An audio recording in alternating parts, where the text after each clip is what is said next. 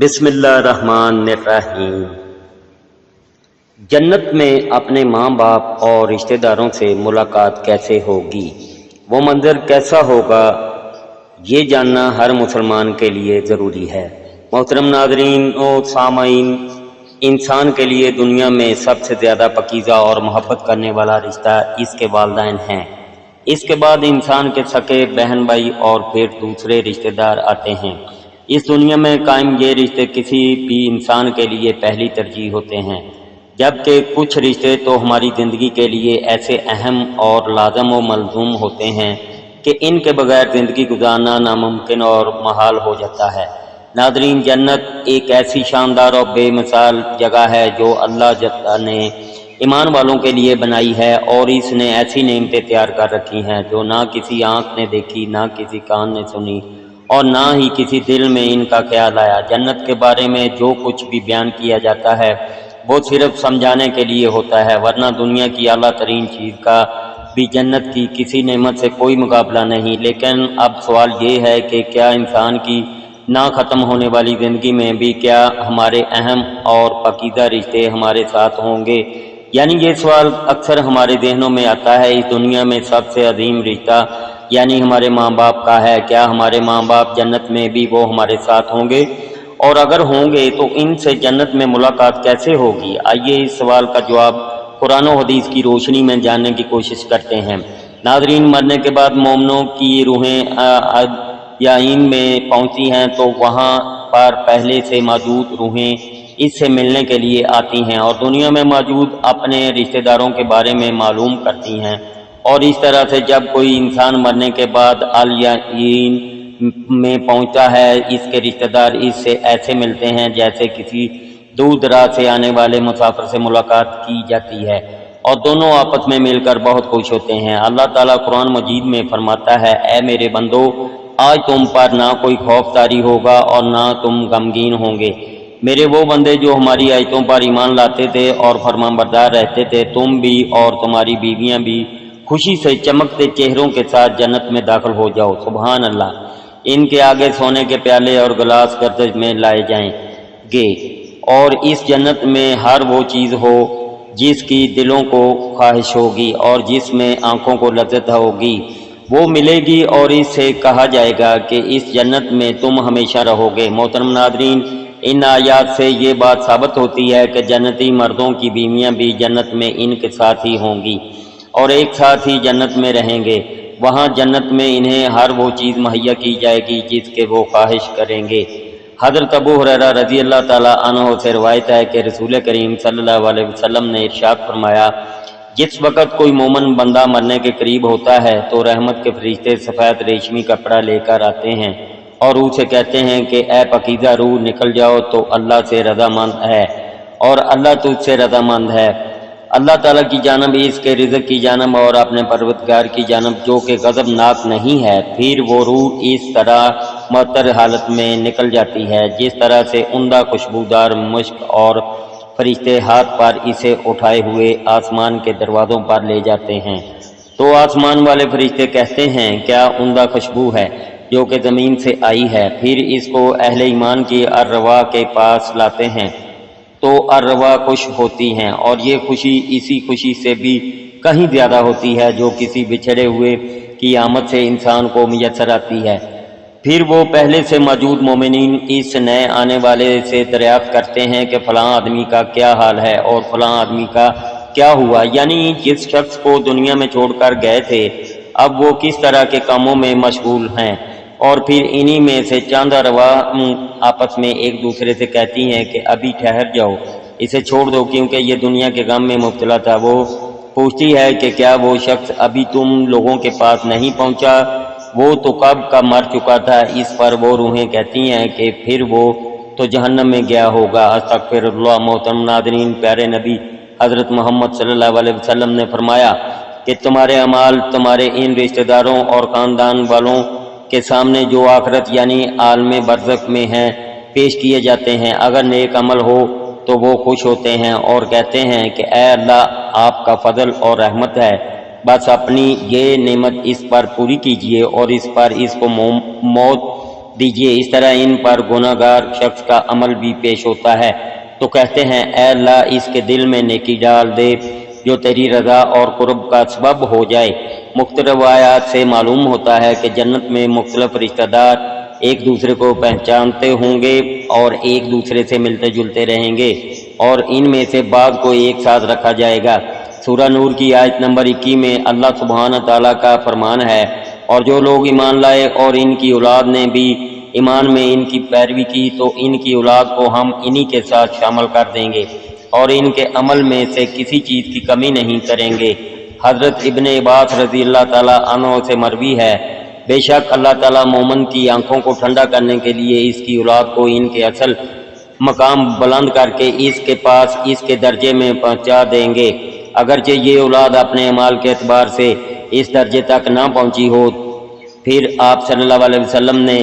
یہ آیت تلاوت فرمائی، اور جو لوگ ایمان لائے ہیں اور ان کی اولاد نے بھی ایمان میں ان کی پیروی کی، اس سے معلوم ہوتا ہے کہ انسانوں کی اولاد کو اس کے اعمال کے مطابق ان کے ساتھ ہی رکھا جائے گا۔ جو لوگ جنت میں جائیں گے تو یقیناً یہ وہ لوگ ہوں گے جنہوں نے اس دنیا میں نیک اعمال کیے ہوں گے، جبکہ ایسے لوگ بھی ہوں گے جنہوں نے گناہ کیے ہوں گے لیکن اپنے گناہوں پر شرمندہ ہو کر اس دنیا میں ہی اللہ سے معافی مانگ لی ہو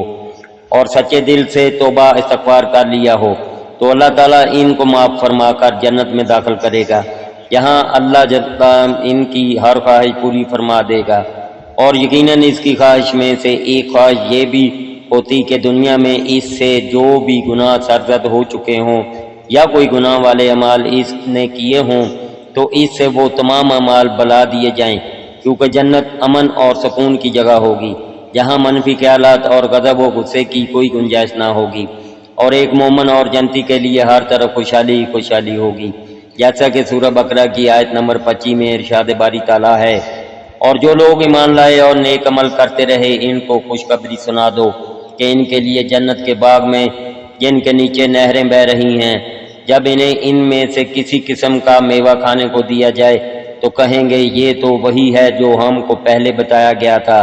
اور وہاں ان کے لیے پاک بیویاں ہوں گی اور وہ جنت میں ہمیشہ رہیں گی۔ ناظرین، ایک اور حدیث میں ہے کہ رسول اللہ صلی اللہ علیہ وسلم نے فرمایا، جب اہل جنت میں داخل ہوں گے اور ان میں سے کسی کو اپنے ماں باپ، بھائیوں اور رشتہ داروں سے ملنے کی خواہش ہوگی تو اس کا بستر اسے اڑا کر ان کے بستروں کے برابر پہنچا دے گا، اور پھر دونوں تکیے لگا کر دنیا میں گزرے ہوئے دنوں کے بارے میں باتیں کرنے لگیں گے۔ ان میں سے ایک اپنے ساتھی سے کہے گا کہ اے فلاں، تمہیں یاد ہے کہ اللہ نے فلاں دن اور فلاں فلاں جگہ پر ہماری مغفرت فرمائی تھی، اور اس طرح کی ہم نے اللہ سے دعا کی تھی اور اللہ نے ہمیں مغفرت کا پروانہ عطا فرما دیا تھا۔ رسول کریم صلی اللہ علیہ وسلم کے مزاج مبارک کے بارے میں متعدد احادیث مبارکہ میں بیان ہے کہ آپ صلی اللہ علیہ وسلم انتہائی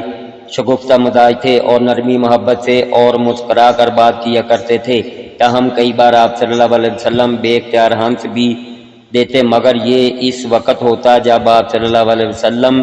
آخرت کے حالات بیان فرما رہے ہوتے تھے۔ امام اسقلانی رحمۃ اللہ علیہ فرماتے کہ آپ صلی اللہ علیہ وسلم صرف آخرت کے امور میں ہنسا کرتے تھے، اگر کوئی معاملہ دنیا سے متعلق ہوتا تو اس پر آپ صلی اللہ علیہ وسلم صرف تبسم فرمایا کرتے تھے۔ آپ صلی اللہ علیہ وسلم سے ایک بار صحابہ کرام نے پوچھا کہ روز محشر جب کسی کو جہنم سے نکال کر جنت میں بھیجا جائے گا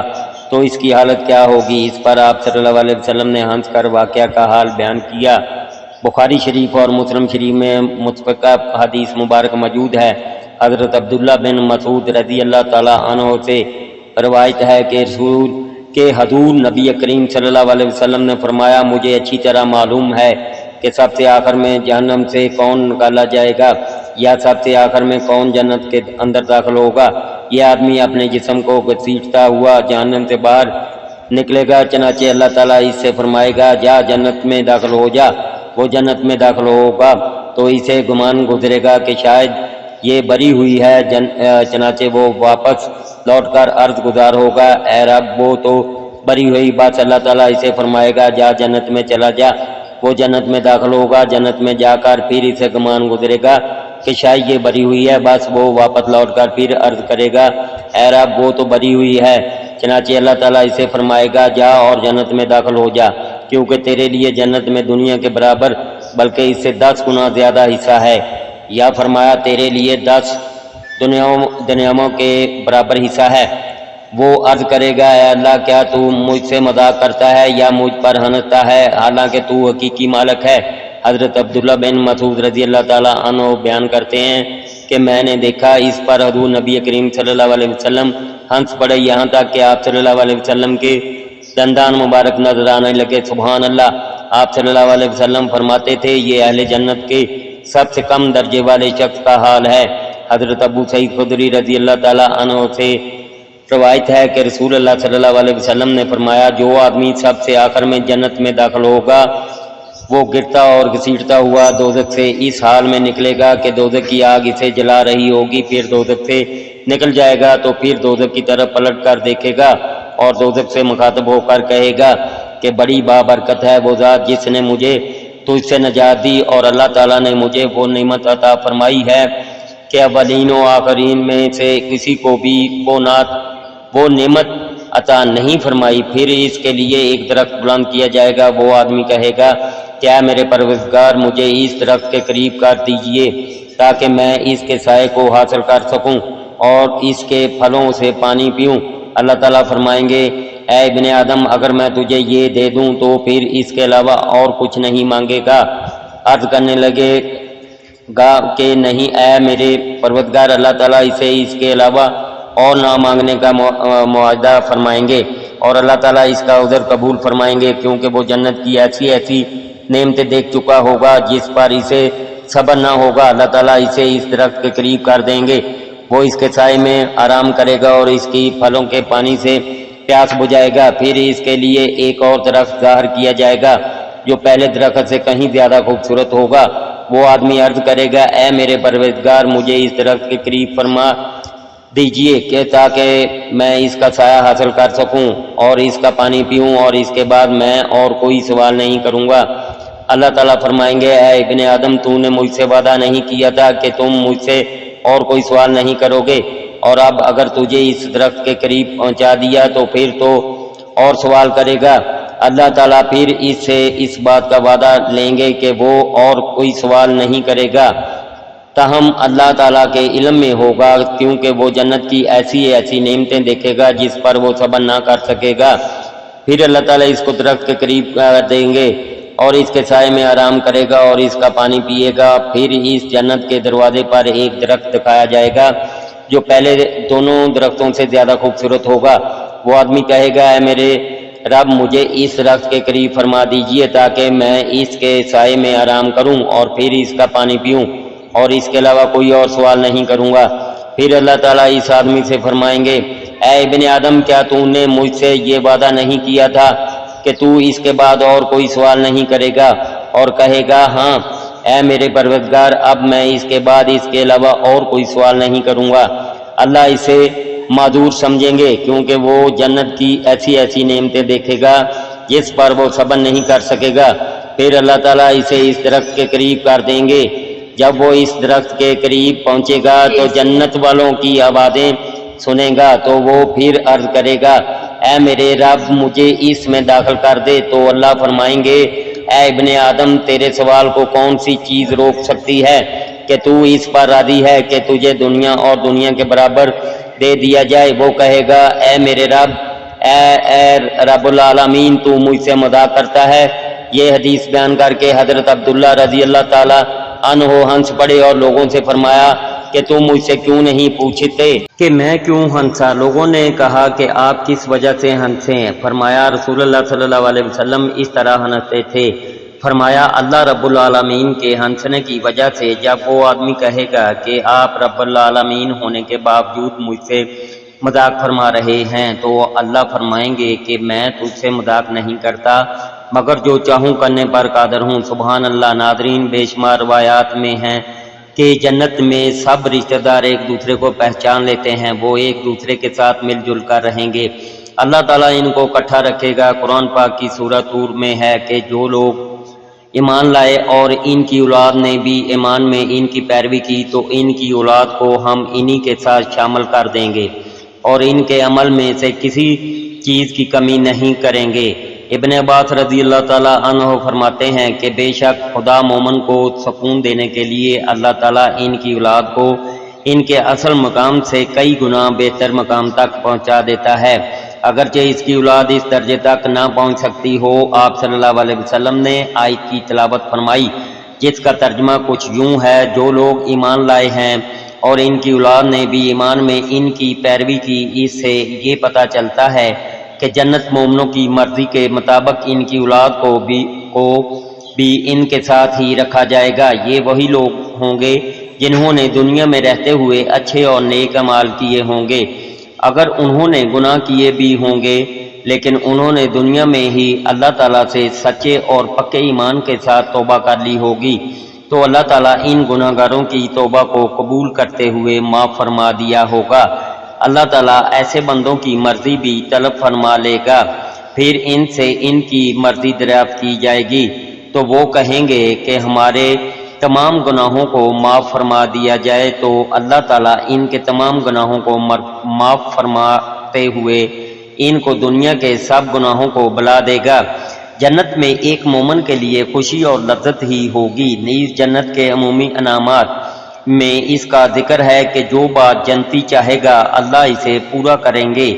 اسی طرح آپ صلی اللہ علیہ وسلم نے فرمایا کہ انسان دنیا میں جس سے محبت رکھے گا آخرت میں اس کے ساتھ ہوگا، لہذا ایمان کی حالت میں مرنے والے رشتہ داروں اور اقربا سے ملاقات کے لیے بھی جنت میں کوئی رکاوٹ نہیں ہوگی۔ قرآن پاک میں ارشاد ہے، اور جو لوگ ایمان لائے اور نیک عمل کرتے رہے ان کو خوشخبری سنا دو کہ ان کے لیے جنت کے باغ میں جن کے نیچے نہریں بہہ رہی ہیں، جب انہیں ان میں سے کسی قسم کا میوہ کھانے کو دیا جائے گا تو وہ کہیں گے یہ تو وہی ہے جو ہم کو پہلے بتایا گیا تھا، اور انہیں ایک دوسرے کے ہم شکل میوے دیے جائیں گے اور وہاں ان کے لیے پاک بیویاں ہوں گی اور وہ بہشتوں میں ہمیشہ رہیں گی۔ نبی کریم صلی اللہ علیہ وسلم کا فرمان ہے کہ مومن کو جب جنت میں داخل کیا جائے گا، جب وہ کسی بھی رشتہ دار کو ملنے کی خواہش رکھے گا تو اس جنتی کا بستر اس جنتی کے پاس آ جائے گا اور وہ دونوں آپس میں باتیں کریں گے۔ وہ دونوں ہی جنتی رشتہ دار ایک دوسرے سے اس قدر مشغول ہو جائیں گے، وہ ایک دوسرے کو یہ باتیں کہیں گے کہ ہم نے اللہ تعالیٰ سے سچے دل سے توبہ کی تھی اور اللہ تعالیٰ نے ہماری فلاں دن اور فلاں مقام پر بخشش فرمائی۔ حضرت انس رضی اللہ تعالیٰ عنہ سے روایت ہے کہ جناب رسول اللہ صلی اللہ علیہ وسلم نے ارشاد فرمایا، ایک شخص دوزخ میں 1000 سال تک یا حنان یا منان کہہ کر پکارتا رہے گا۔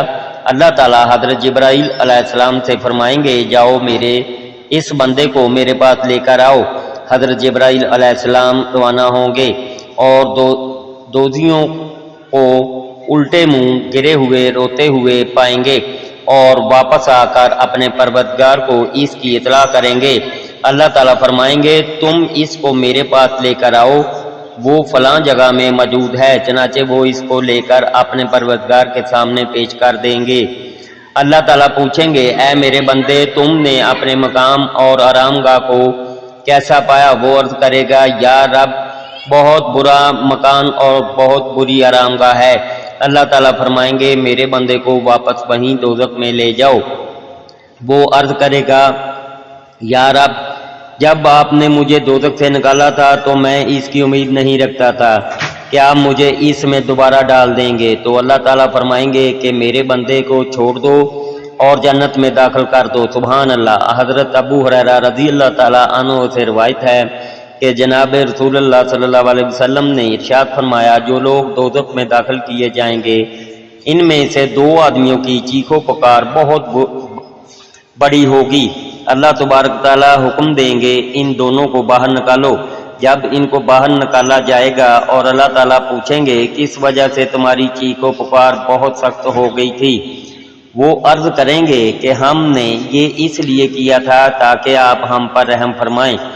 اللہ تعالیٰ فرمائیں گے، تم دونوں پر میری رحمت یہ ہے کہ تم واپس چلے جاؤ اور دوزخ میں جہاں پر موجود تھے وہیں پر اپنے آپ کو گرا دو۔ چنانچہ وہ دونوں چل پڑے، ان میں سے ایک تو خود کو دوزخ میں گرا دے گا اور اس پر دوزخ کو ٹھنڈا اور سلامتی والی کر دیا جائے گا، مگر دوسرا شخص خود کو نہیں گرائے گا۔ اللہ تبارک تعالیٰ اس سے پوچھیں گے کہ تمہیں کس بات نے منع کیا؟ تم نے اپنے آپ کو اس طرح سے نہیں گرایا جس طرح سے تیرے ساتھی نے گرا دیا۔ وہ عرض کرے گا، یا رب، میں امید کرتا ہوں کہ آپ مجھے دوزخ سے نکالنے کے بعد دوبارہ اس میں داخل نہیں کریں گے۔ تو اللہ تعالیٰ اسے فرمائیں گے، تیرے لیے تیری امید کے مطابق معاملہ کرتے ہیں۔ چنانچہ ان دونوں کو اللہ تعالیٰ کی رحمت کے ساتھ جنت میں داخل کر دیا جائے گا۔ سبحان اللہ۔ ناظرین، اللہ تعالیٰ سے دعا ہے کہ اللہ تعالیٰ ہم سب کو نیک کام کرنے کی توفیق عطا فرمائے، آمین یا رب العالمین۔ سبحان اللہ و بحمدہ، سبحان اللہ العظیم۔ ناظرین، امید کرتا ہوں کہ آپ کو میری یہ آج کی ویڈیو پسند آئی ہوگی۔ پسند آئی ہو تو ویڈیو کو لائک کریں، دوستوں میں شیئر کریں، چینل کو سبسکرائب کریں اور کمنٹ باکس میں اللہ تعالیٰ کے 99 ناموں میں سے ایک نام ضرور ٹائپ کریں۔ اگلی ویڈیو تک کے لیے اجازت دیں، اللہ حافظ۔